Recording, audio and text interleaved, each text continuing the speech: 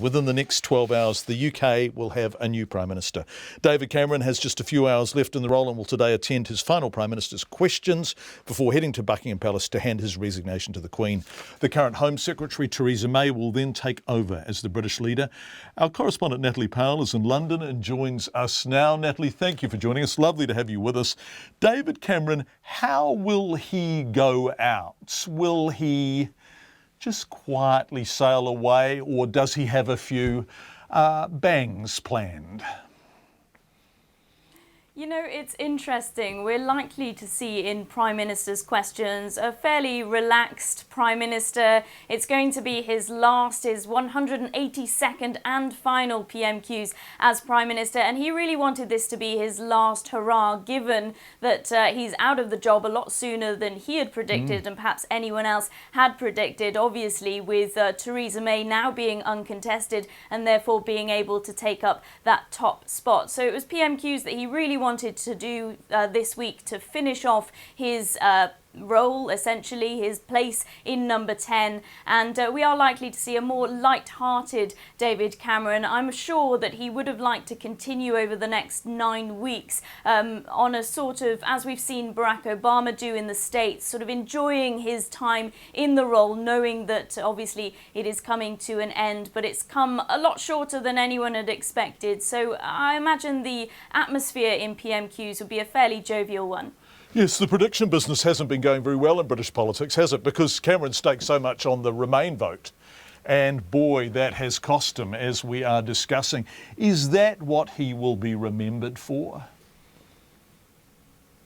It's very likely that he will be the Prime Minister that led Britain out of the EU rather unintentionally. He obviously was campaigning, as you said, for the Remain camp, but just missed it by a few percent, really, and really misjudged that, although it was a campaign promise of his when he took up office back in 2015, of course. However, we have already seen a lot of tributes being paid to the Prime Minister over the last few days, particularly on Tuesday when he held his last cabinet meeting. And we are likely to see a lot of MPs reflect on a lot of positive things that he's done as well, or certainly seemed that way, including reforming the economy here in the UK. We know that there's record levels of employment, and he came in at a rather difficult time back in 2010, obviously just 2 years after the global financial crisis took hold, and has seemingly helped to restore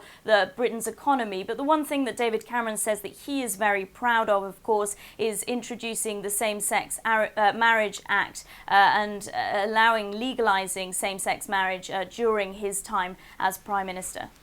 Natalie, can we talk about Theresa May? Can we talk about the specifics of today and then the bigger picture about who she is and whether she's doing a rather wonderful job of putting some sheep's clothing on in the last few days? What is she going to do today? We're expecting to hear from her. She's already given a fairly rousing speech when it became apparent that she was unopposed in her quest for the job. What will she do today? It was interesting. It was a fairly brief speech, but she said that she was very humbled to be now the Prime Minister in waiting. Today, she's essentially waiting for David Cameron to step down. He will tender his resignation into the Queen following Prime Minister's questions, and then she will be able to go to Buckingham Palace herself, and it's there that the Queen will ask her to form a new government. Of course, Theresa May has a lot of big decisions ahead over the next couple of days, and we're likely to see the formation of a new cabinet here on Thursday. So those front benches she'll be certainly trying to pick out at the moment, and there's a lot of speculation about who will go in which role, but what she will be doing is to try and form the strongest cabinet to go forward, particularly as she is going to be the Prime Minister tasked with beginning negotiations for a Brexit, which is something that she didn't campaign for, interestingly enough. Natalie, just quickly, and this is a big question to answer quickly, so I apologise in advance. Who is she? What does she stand for? Because it seems to have been changing somewhat lately. Yeah, absolutely right. Well, essentially, she is the daughter of a vicar. She's 59 years old. She's very famous for these kitten heels that she wears as well. But really, what we're seeing is a slight change in personality. She's been seen as this rather cold woman. She's the second longest serving Home Secretary for the last 100 years, which is quite an achievement, actually.